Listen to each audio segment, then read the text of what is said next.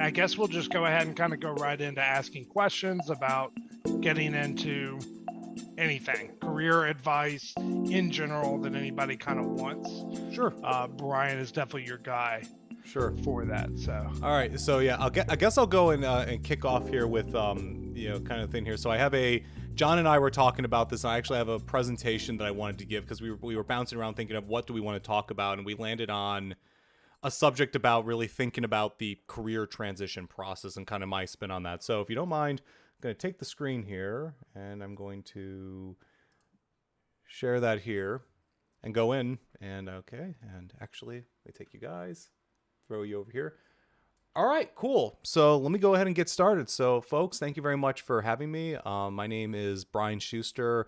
I am the founder of Schusterian Careers, which is really my personal brand right now that's focused on bringing outsiders in the industry from technology, career changers, students, boot campers, passionate hobbyists, and really trying to find them a path into the industry. I found out in the last few years that my passion is really in trying to find pathways for people to really create extraordinary things for themselves, whether or not that's a new career, an opportunity, a technology, something cool they do, and really kind of bringing that spark into their life. And that's really just driven me into everything I've done. And it's gone into Schusterian Careers.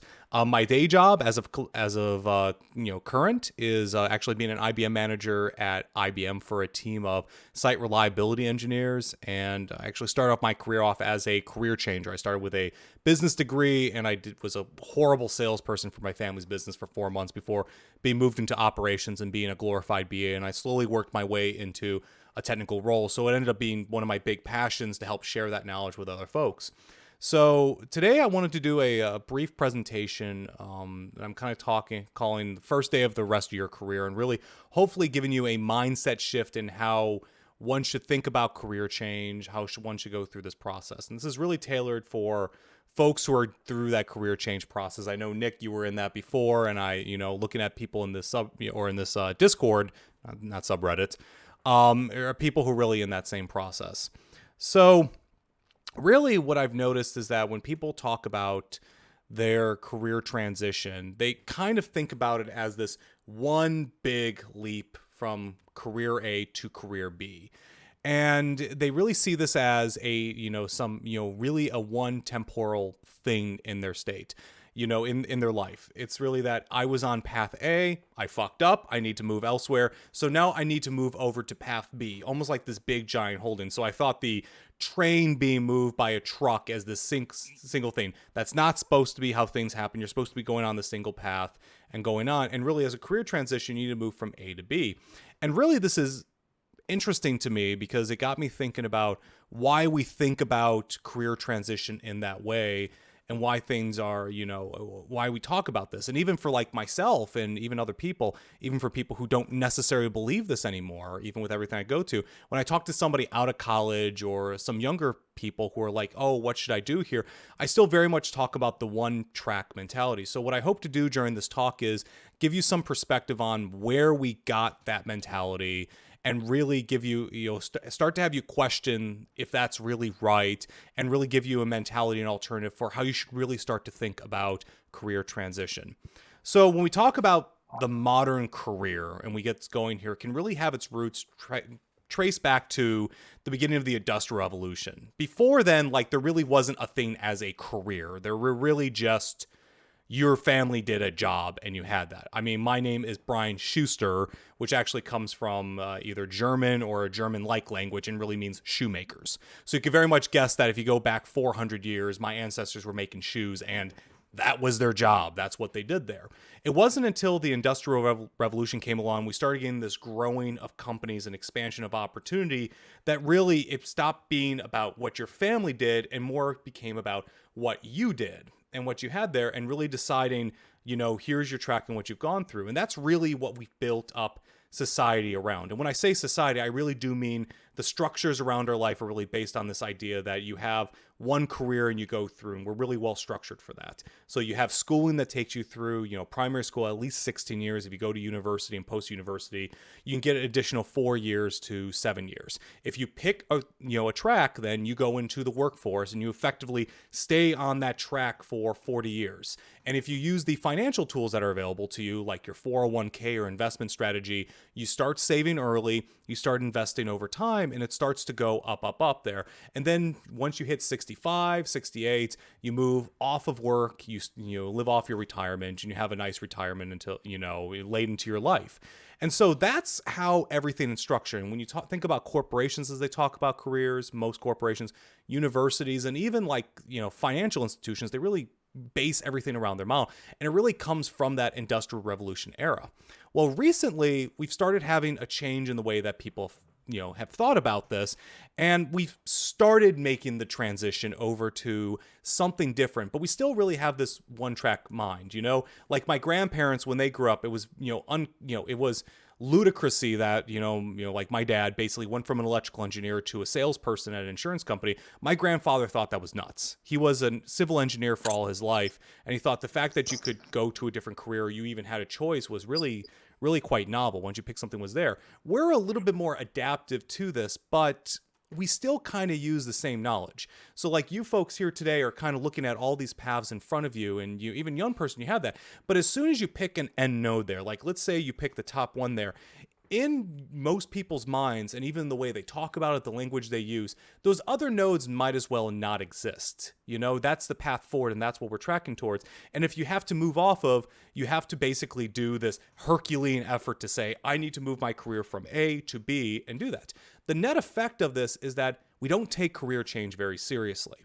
We take it seriously in that we put a single time period and we say, we're going to put in a lot of effort, we're going to put in a lot of time, and then we're going to make a change. But we don't think of it as being long-standing. We don't think of it as skills that are theirs. We don't think we have to be very good at it. And so let's talk about why that might not be such a good idea. So first off, if you do some research into it, the one-track career is really a myth. I'm not sure if it's always been a myth. I'm not sure when I did my research on this, I can't say that was always the case, because it was true that as you go back in generations, you actually had more stability in jobs. But the truth is that, even before today, even before millennials and Gen Z, people held an amazing number of jobs and even career transitions. I mean, on average, somebody will hold about 12 jobs in their life, which is a lot of movement to do that. And they're usually not within the same trajectory. When you look at people who reported career changes, the average person reported somewhere in the range of 3 to 7 careers in their life.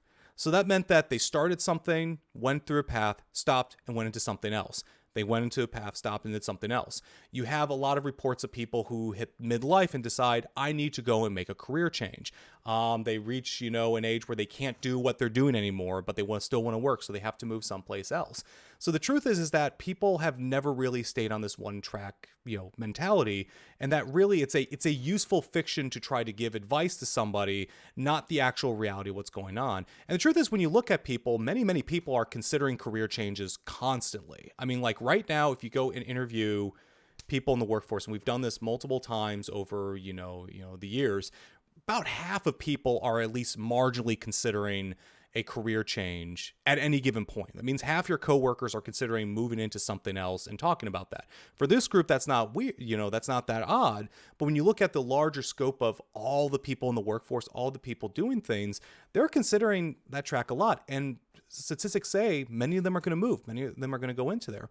So this idea that we're supposed to have this clean path that goes from A to B where, I'm an accountant and I'm go to school for accounting. I'm accounting for 40 years. I've retired and move off there. Has never actually really been true. And if it was true at some point, it was far, far in the distance, not really a great model for what we do today.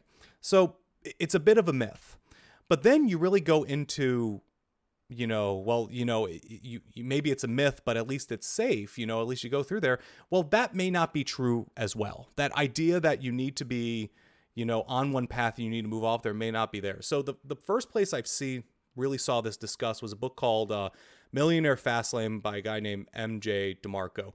Terrible title, and the first version of this book had a freaking Lamborghini on the front of it. It was just awful, awful cover, awful title, phenomenal book, because it really goes into this idea of what he calls the fast lane and the slow lane. And most people taking a job go into the slow lane, and that's, you get a job, you get a steady paycheck, you work for the same company over the years, and you get a retirement. And what you found out as you start looking into the details, most people really don't hit their expectations there. First off, many people hate their jobs that they're in, and they actually get a mismatch with their career. And that's not a mental thing. That's not like if they just looked at the positive side of it that they would get better. There's good evidence that people don't spend enough time looking for better careers.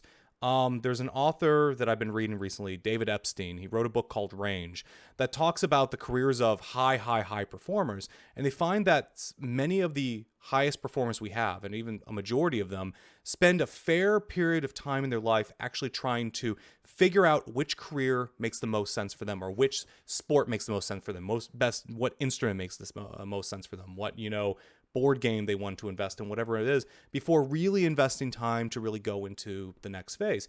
And the problem is with college is that basically we don't have people start really seriously thinking about the careers until they get to college. And then we say to them, you have to pick a career right now and go off it. And we get the sense that they're supposed to figure it out, when there's good evidence that it may take more time than just college for you to really figure out where you need to be, and that you need more time experimenting. But we haven't really structured, our careers to really see this as a good thing. We see this as a mistake, and so we kind of turn ourselves away for it. And then when you look at where we end up with retirement, it turns out most people don't hit their retirement goals. If you take a look at the number of people who actually go through life and save for retirement and go invest in their 401ks and do everything right, about 70% of people fail to meet the retirement goals. Very depressingly, like 15% have saved absolutely nothing, which is an entirely different case. But if you look at the average person, they haven't saved quite enough. So, and you see, and today that's not really going to get better, because when people start off their career, colleges, are providing less value. You're going to college and you're not getting as good of an opportunity from it. So there's more, bachelor's degrees out there, so they end up being less valuable. They're becoming more expensive, so you're starting your life with more debt. And again, if you read investing, the best time to invest is very early on in your life, where you get long-term returns. But if you're paying off debt, you don't get a chance to do that.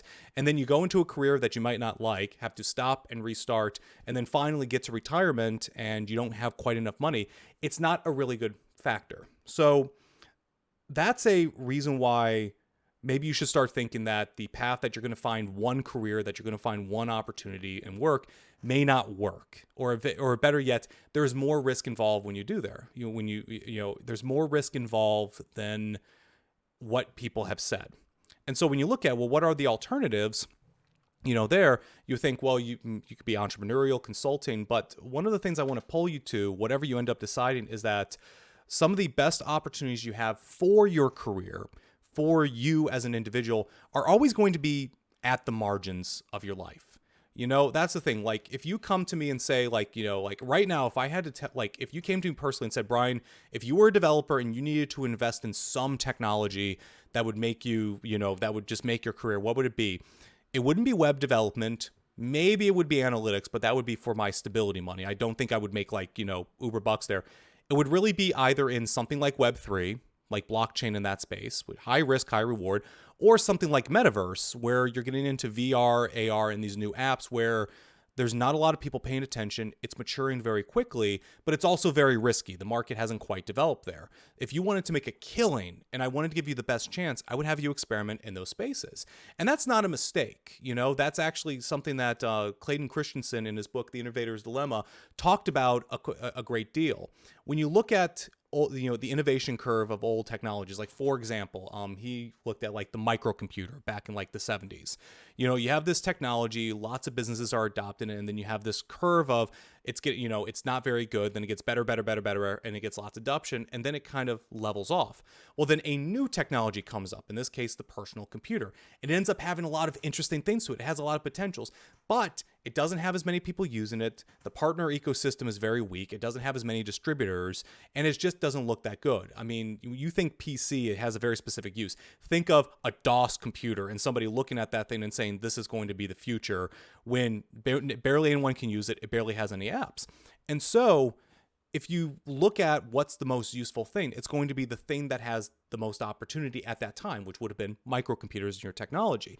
But if somebody would have invested early into the PC or any technology, the internet, mobile app development, whatever, you then get a chance to ride the curve. Your skills are very in demand at a time when there's not a lot of people to go through, who need that, where there's a lot of people who need it and not a lot of people providing that service. And that's where you can really make big growth in your career, big growth in your finances, your influence, whatever whatever you want. But of course, the problem with this, as opposed to the safe path, is that it's more risky. There's some technologies that don't always mature. And so there's an answer to this. I'll get that to a second, but I want you appreciate the best opportunities are often at the margins where you're more risky. And so the other thing I want you to consider is that the best opportunities are ever changing and very, very personal.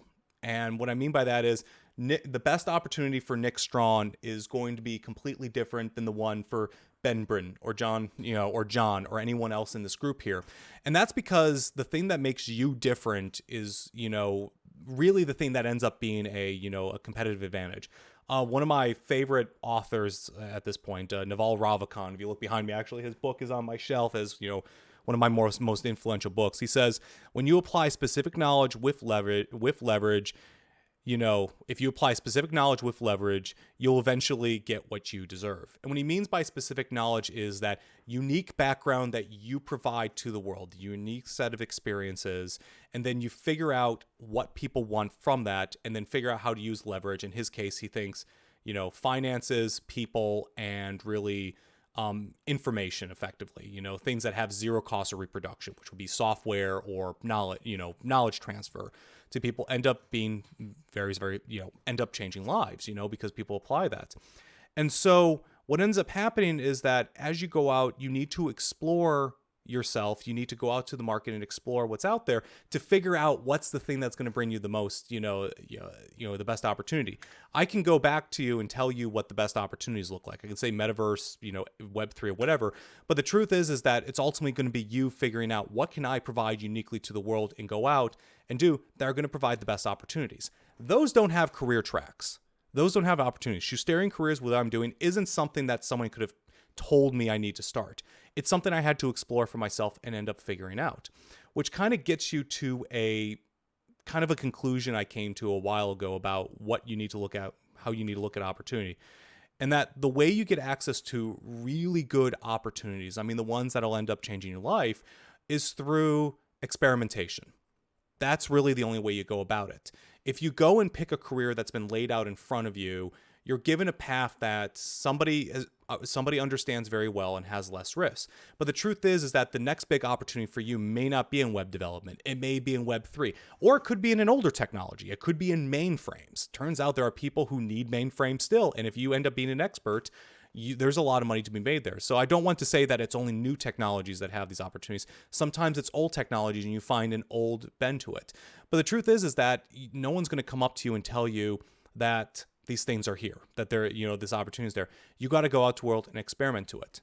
So let's bring this back to where we started. How should you be thinking about your career transition? You need many, many opportunities in order to make this work, not just one. You don't need one transition. You don't need one career. What you do is you need many, many cracks at the bat. You need many at-bats to find the right opportunity for you. So instead of thinking of your life as one giant cycle where you go get the education, you go get a job, you go and pay for retirement, you need a lot smaller opportunities, those that finish within a 3-month period or a 6-month period, as opposed to a 1-year period, a 40-year period or a 20-year period. And so because of that, you need many different opportunities. You need many chances to go out and experiment with. And more importantly, you need many chances to go out and find new and different opportunities. So because of that, what is a career change? What is a career transition? And the truth is, it doesn't really look like a career transition. It looks more like marketing. If you think about what you're doing right now with a career transition, you'll start your career down a particular path and you'll go off to a new area. What you're really trying to do is you're trying to match to a new career. If you think of that as one big thing, you'll put together the resume, start building up your job, you start building up your skills, go into that and put in this Herculean effort to get moved over, and you may find a job. But the truth is, it's a lot more interesting if instead of making one Herculean effort, you make multiple efforts in different angles. That instead of trying the data analytics route, you say, well, what if I did what I did before, but I did consulting for other people? What if I added soft skills? What if I wrote about this? What if I did this? And all of a sudden, instead of thinking about yourself trying to put out one stellar resume and get a person's attention one time, you start getting smaller bits of attention on these different opportunities you're creating around yourself. And instead, you don't got something that looks like a career change. You just got something that looks like what a business would call marketing.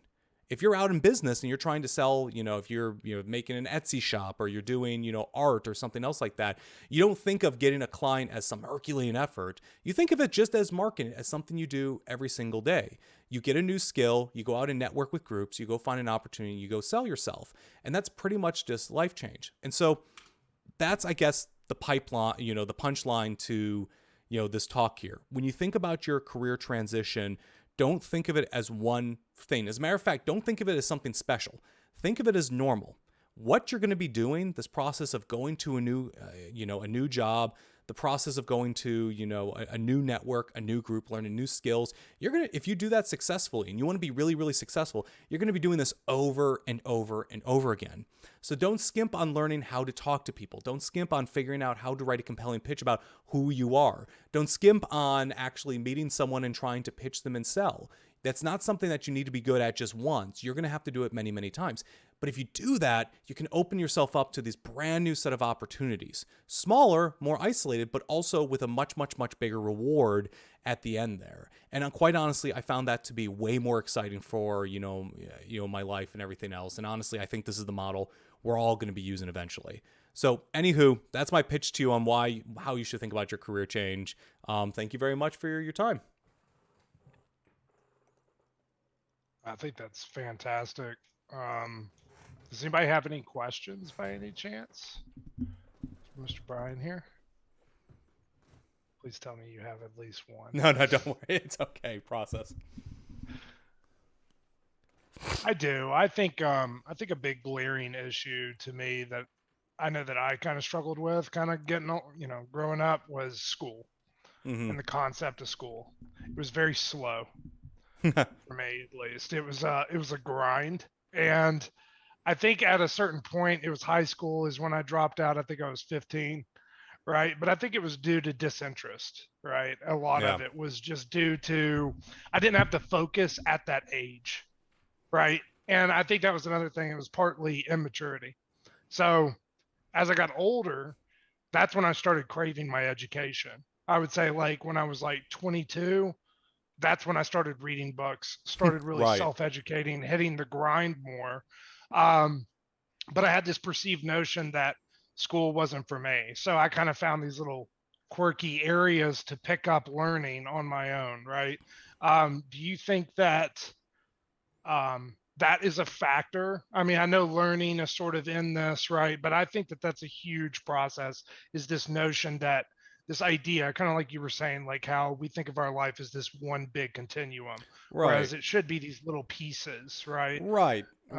Right. I mean, that's the thing. Like, I mean, the best thing I learned from a lot of these self-helps, like, cause I read MJ DeMarco and then like Tim Ferriss with 4 Hour Work Week, just this idea of it makes more sense to go through these small cycles of learning, heavy work, rest, learn, heavy work, rest. Like that smaller cycle makes a lot more sense because again, you're at different phases in your life, and what you've gone through.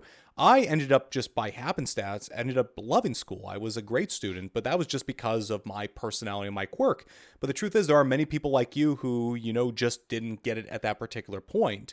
But again, that's a lot of our industrial revolution era thinking of how we think of pulling people through school, where it's like, okay, you are done and now you are productive.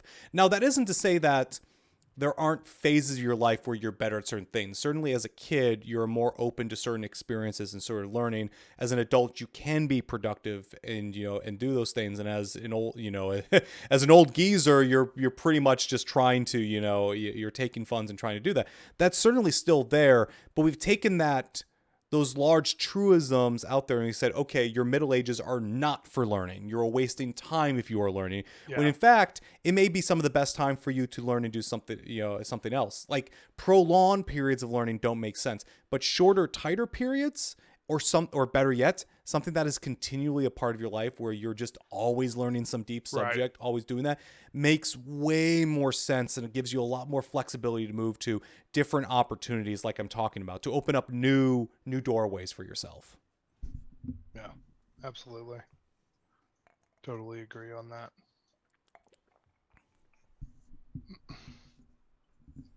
One thing that you did say earlier kind of resonated with me. Um, I'm 48, so I am that old geezer you're talking about. Thank you. But anyways, at 45, I still did not know what I wanted to be when I grew up. I've been in management for 20 plus years, doing retail, grocery, restaurant, private corporation, and felt kind of stuck. I don't think I think it has to do, and I'm going to say this probably a lot of people, with laziness and being comfortable being uncomfortable. What I mean by that is not necessarily liking what you're doing, wanting to do something else, but it's become so comfortable over the amount of time that it's hard to really make a change until you finally just sit down and say at 45, you know what? I'm going to do something I want to do for a change. Yeah. I think that a lot of people feel trapped and don't know how to get out from what they're doing into something that they think that they would like to do. Yeah, and I think this is something that I alluded to earlier, but it fits into what you were mentioning, which is this idea of like the structure is still the same.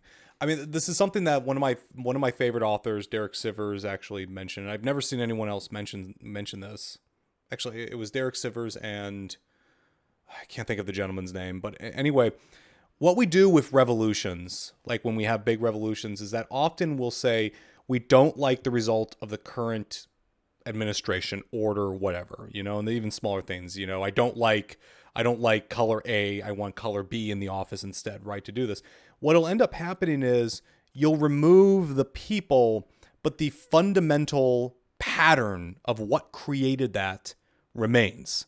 That's what I alluded to before with the path here. It's like it used to be you had one career and one narrow path you went down, you were this one thing. Well, now we have many paths, but we still haven't changed this idea of what a good career looks like. And that idea that instead of thinking of us as small, constantly changing careers where you might not even call it a career, you just call it a series of domains you're a part of. You generate revenue from some, you're learning in others, whatever, and it doesn't really have an end point. It's just very managerial. Instead, we just think of a career that just hops around, which is suboptimal. Because here's the thing, like the path we are on, like the single path works if you do it well. Like if you decide what you want at 17, go to college for it, work 40 years, pay off your debts, go out and, actually pay into your retirement fund and then retire, it works. The problem is it doesn't work for most people. It just flat out doesn't do that. But yet that's the same model we keep using for people. And I think for a lot of folks like that, especially if you're in your 40s and considering a career change, you kind of feel like you fucked up in a way and you do that. And if you say to someone, oh, I'm 45, do that. And some level, you're kind of saying like, oh, I screwed up the model. I made a mistake now and do that. So I think that may be some inertia on why people don't move earlier because they think that there's a mistake being made when in fact, it's not you, it's the model that's broken. Does that make sense?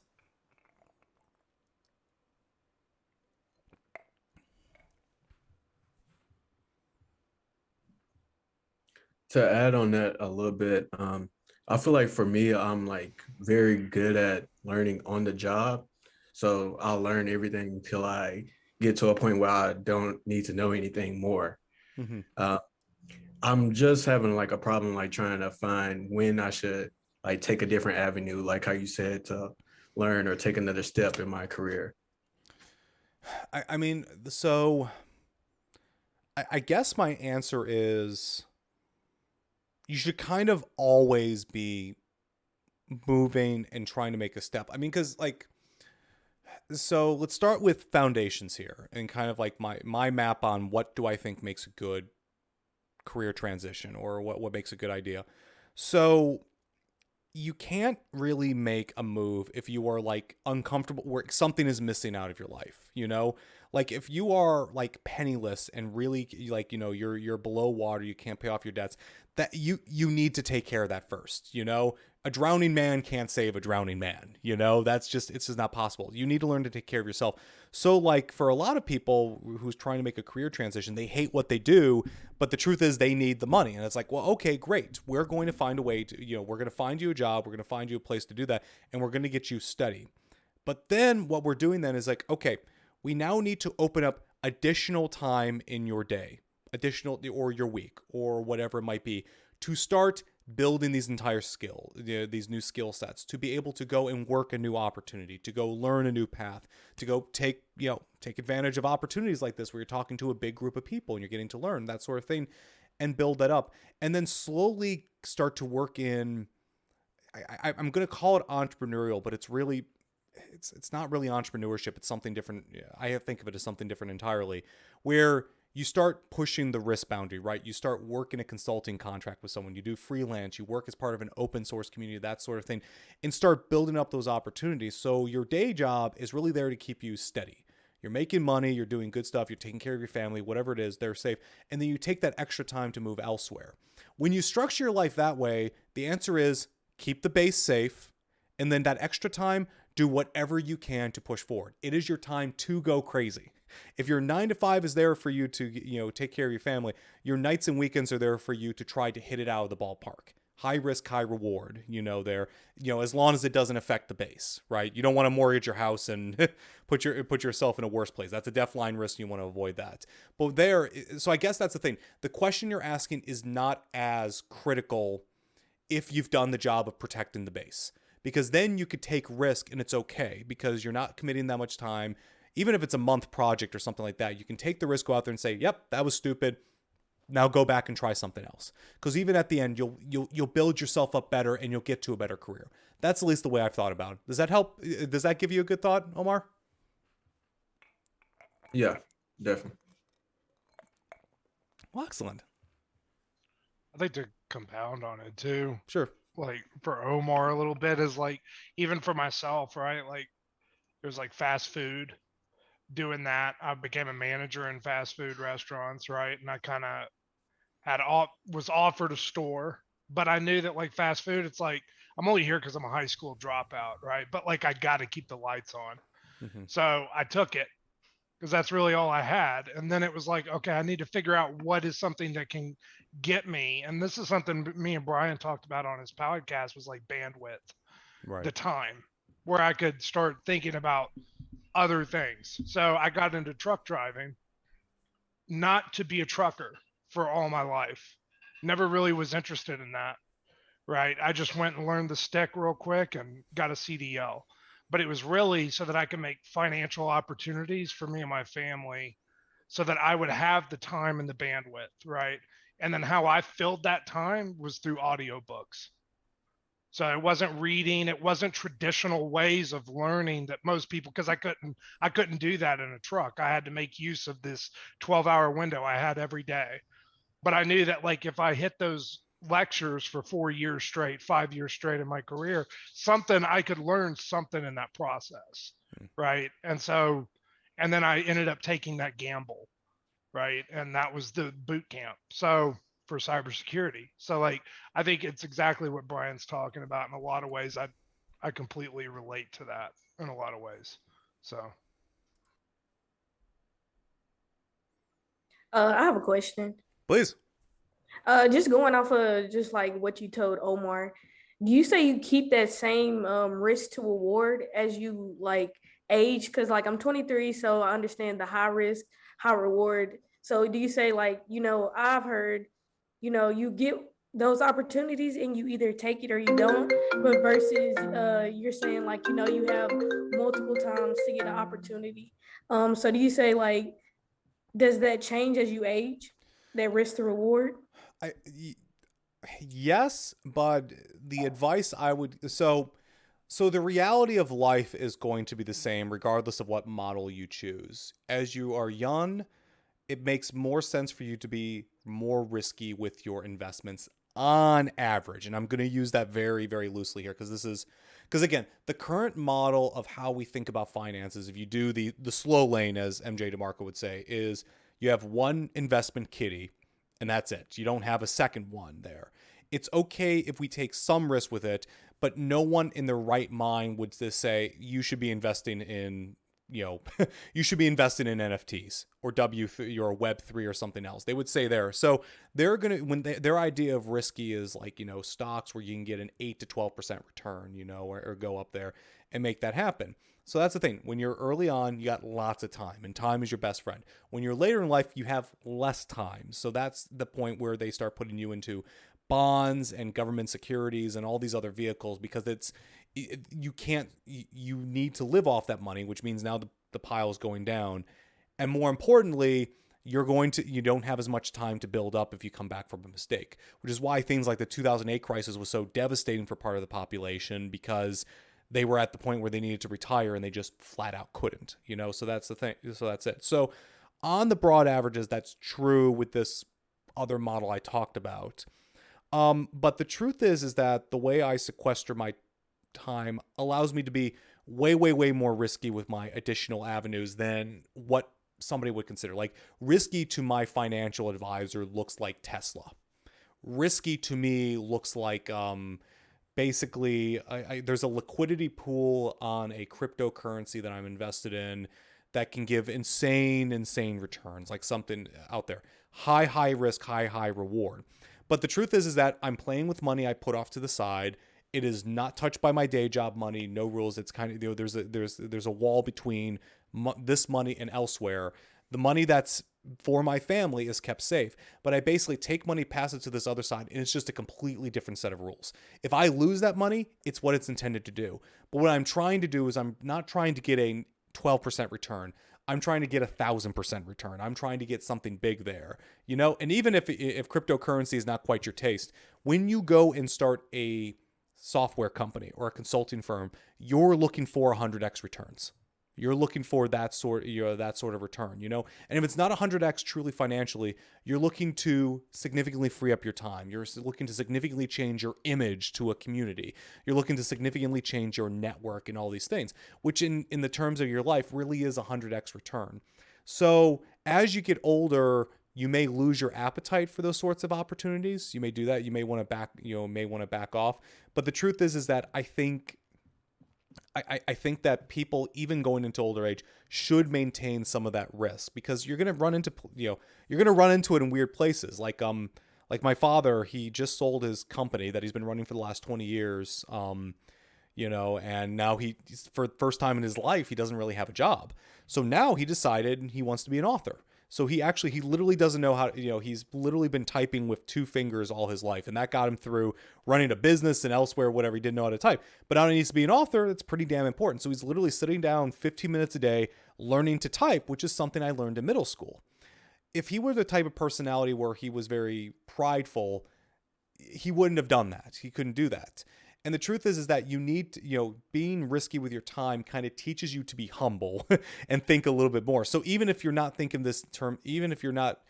about this in terms of finances, you should think about it in terms of self-image or other things, and that you should be willing to take risk and throw yourself out there because that's the only way you're going to get out, get something out of it. So yeah, it's true. As you get older, that needs to team down, but I think less than what we consider it today. Does that help answer your question or give you an idea of how I'm thinking about this? Cool.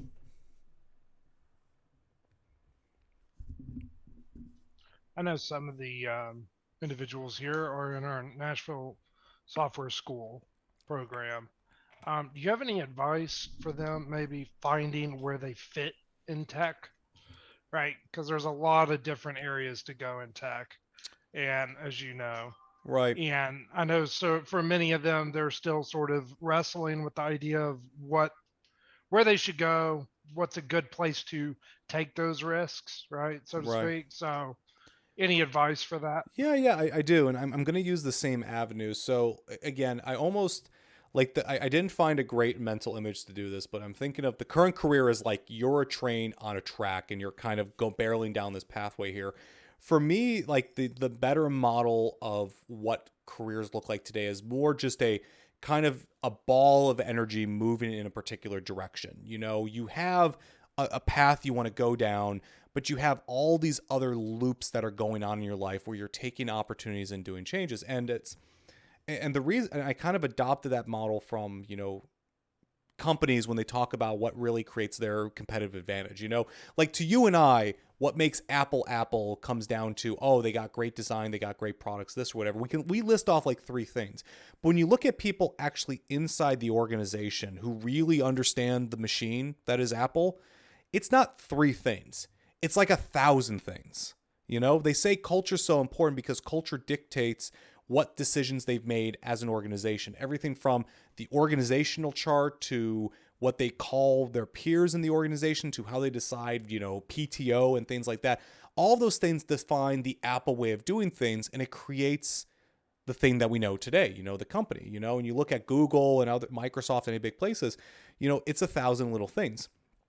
For you, and I guess this is kind of the punchline here, if you're thinking of it as one big transition, you're probably going to be disappointed. Don't get me wrong, you will have periods in your life where you make a big jump, right? There is getting a job offer. That's a huge event. That's a big step. But in my mind, it's less like the thing that takes you across the finish line, and it's more like a bigger than average jump forward, right? Enough to make a small difference, but not enough to replace all the smaller steps you're going to need to take in front of it. So my advice really is to, one, build in that habit, the time to really continue studying and continue doing things. If you build, you know, make it a habit.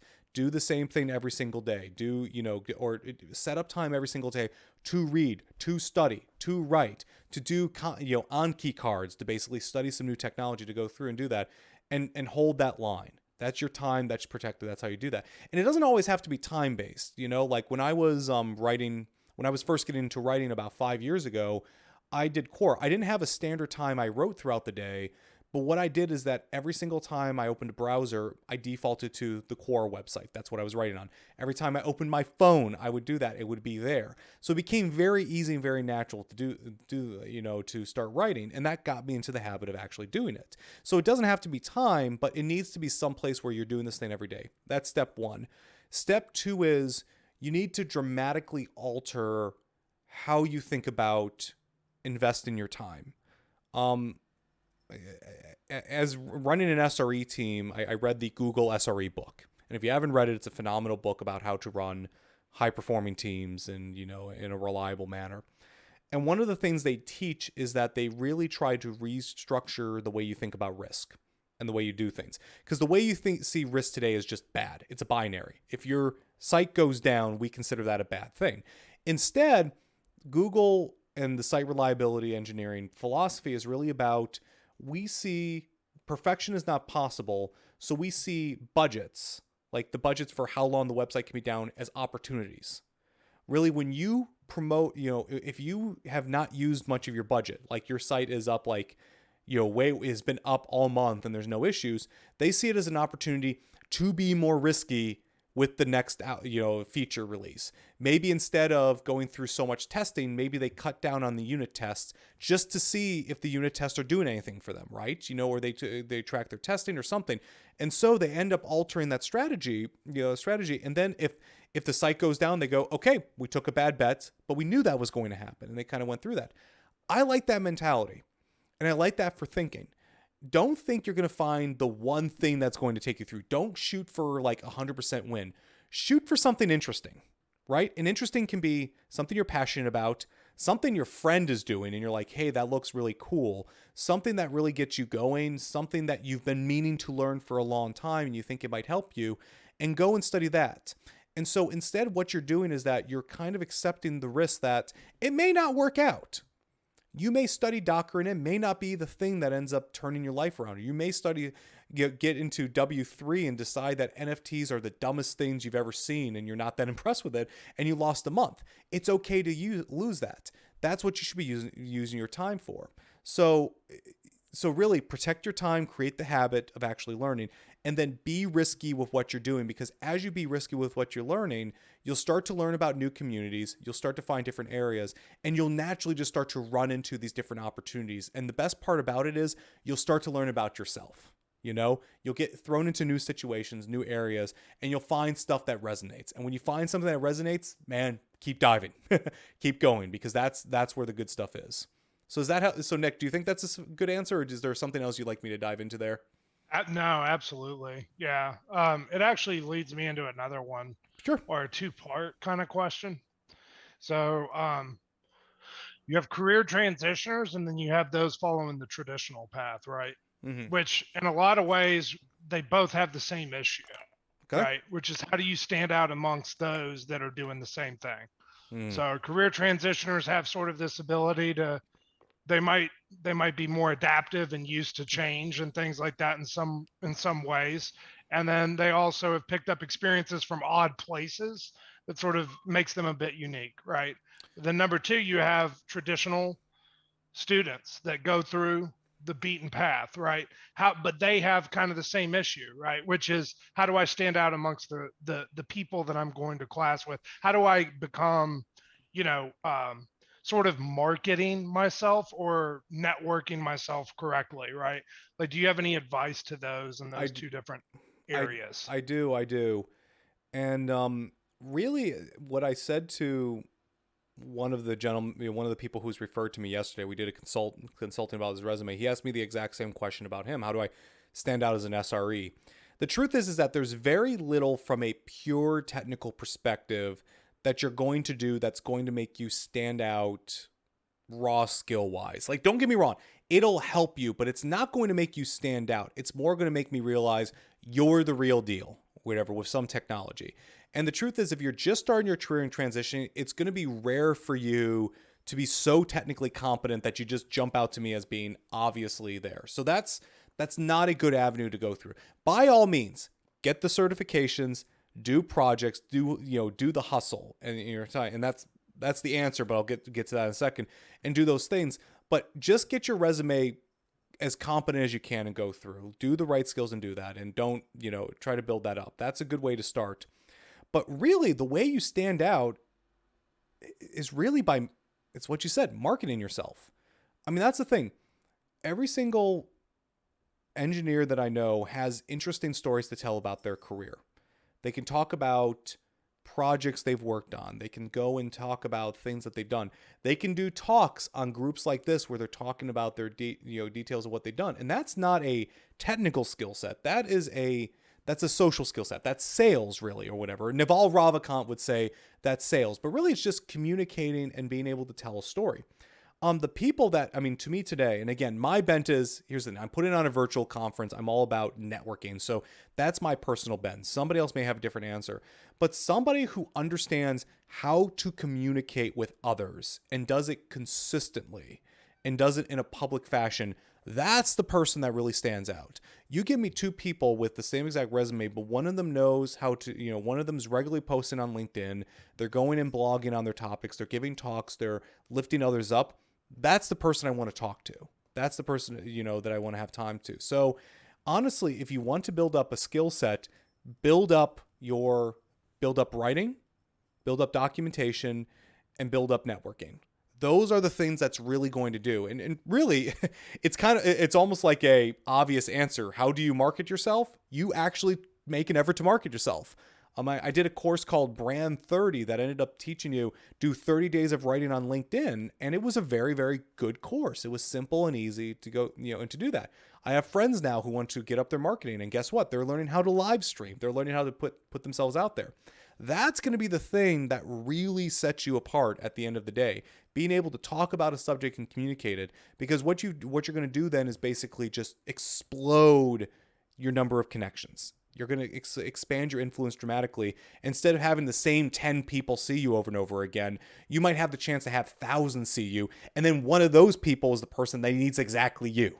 And good news, you've already figured out how to sell yourself because you've been practicing for a while. So that's what I would say. That's the one skill that, like, if anyone can learn, it's really that's the thing that's going to change your life. Really learning how to write and communicate with others. I love it. That was something you and I had kind of talked about, so I'm kind of glad you touched on that for sure. Yeah.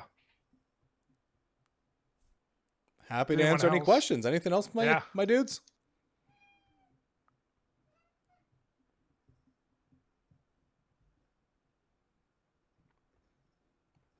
John, how are you doing there?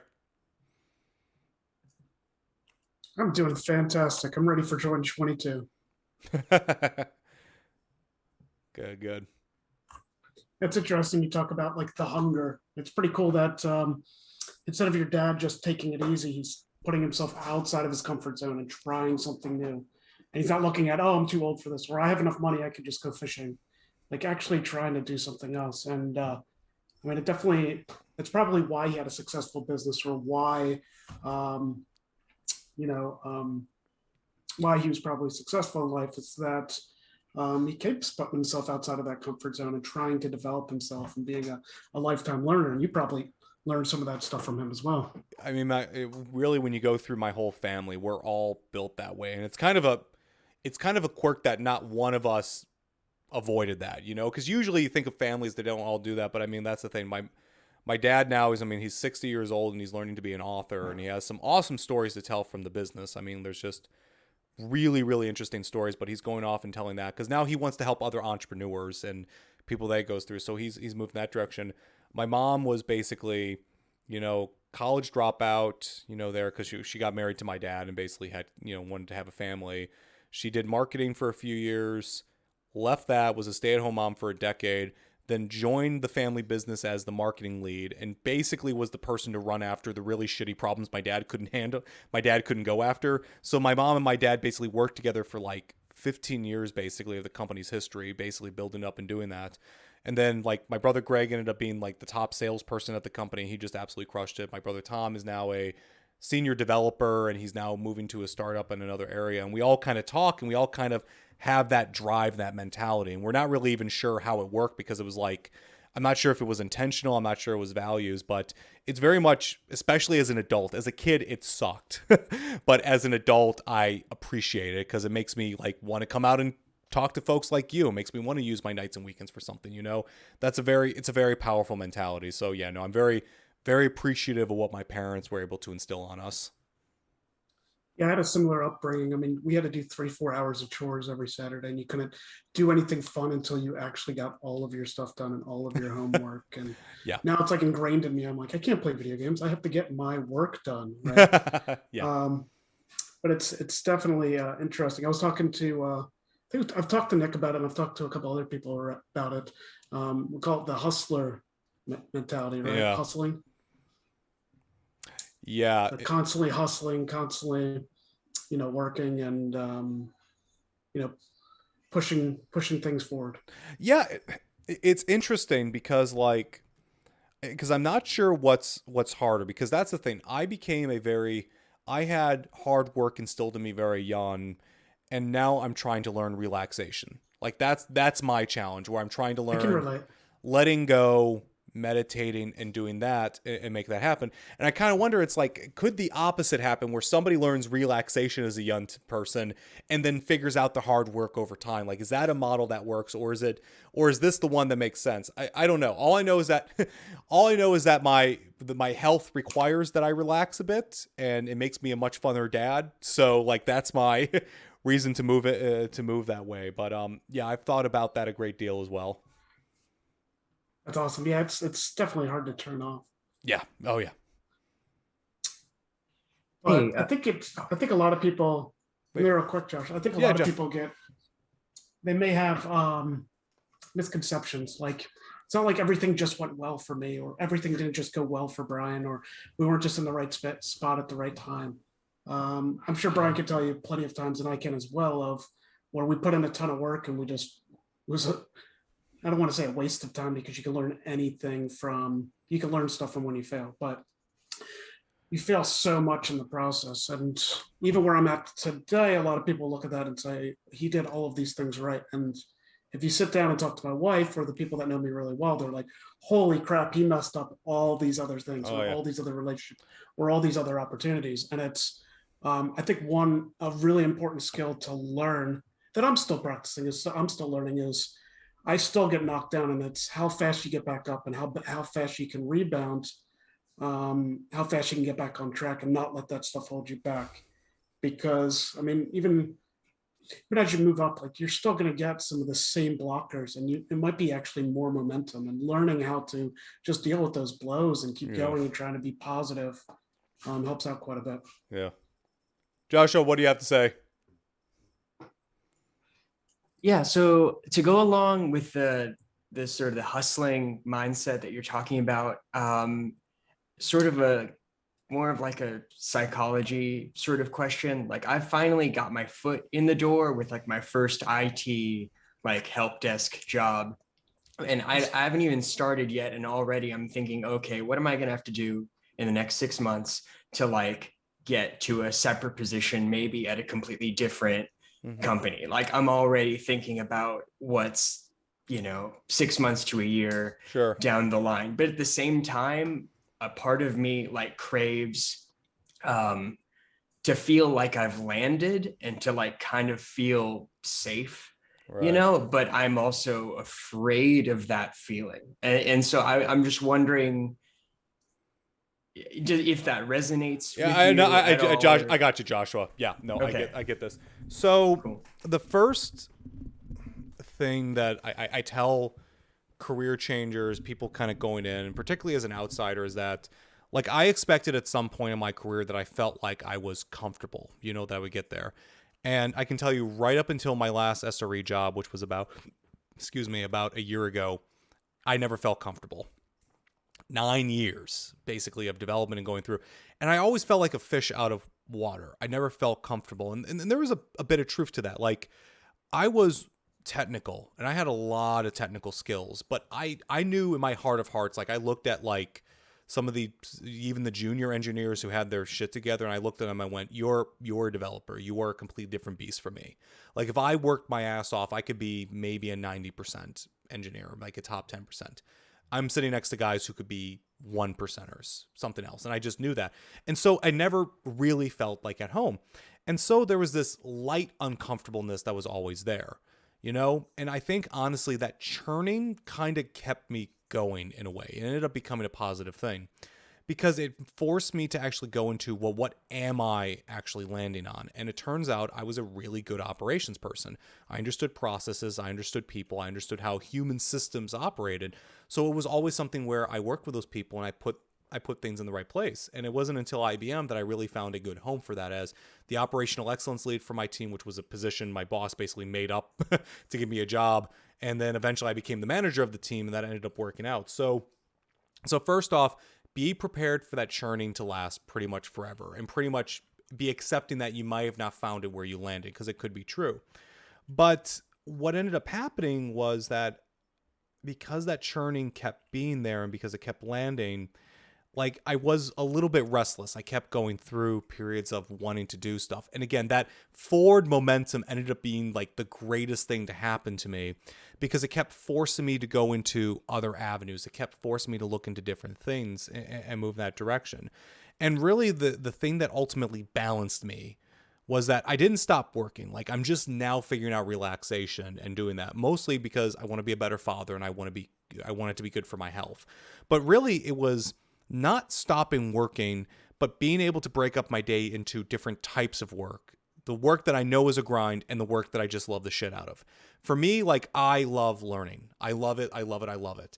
And so for me, I can relax taking a Udemy course, there. It's not that it's low energy. Don't get me wrong. I'm still energized, but it's stuff that ends up like like I really enjoy doing it. Like right now I'm taking a course to learn how to launch a virtual summit right now, and I'm learning all the pieces that fit into that. And for me, that's very cathartic being able to do that. A lot different than the work to build lists or deal with management issues or whatever ends up being.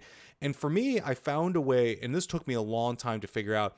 I've almost balanced my work, and I think of it as creative work and execution work. There's the creative work that is exploration, go out and learn, connect with people, share knowledge, and that side of it. And that's all very creative work. This to me is kind of fun and creative. Then there's execution work, which is harder for me, but still necessary, which is identify an opportunity, put pen to paper, accept that I need to go do this work, execute hard on it, put people together, and then reflect on what the hell actually happened. Was it a good idea, bad, or whatever? And that's where the reaping comes through. So for you, you may not have just found what that right mixture is. You may not have found what really balances you. And so that's what you're wrestling with. Let me put it this way. You shouldn't hate what you're doing. You shouldn't hate it. It should be a little bit painful, right? And that's okay, but you shouldn't feel like I have to get the hell out of here right now in the next week there. That's wrong. But if you're feeling a little uncomfortable, where you're like, I like this, but I'm not sure, that's okay. Feel into it and just experiment and try different things, because eventually you'll find something where all of a sudden something unlocks the code and you're like, oh, I get it now. And you start doing that. Awesome. Thank you. Welcome.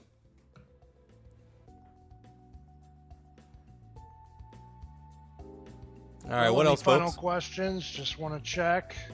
I've kind of been here an hour, so I don't want to use up all your time tonight. No worries. Any final questions, anybody? All right. Well, thank you, Brian, as always. All right, awesome. Thanks for the advice. Everybody, he does have a YouTube channel. I posted in Career Services on Discord. And he's also in our Discord as Schuster. Mm-hmm. So I highly recommend going over to Career Advice and pinging him. And please ask your questions publicly. You'd be surprised how many people have the same questions as you. Mm-hmm. And so thank you. And thank you again, Brian. Awesome. I'm very happy I could help. Thanks, guys. Bye, everybody.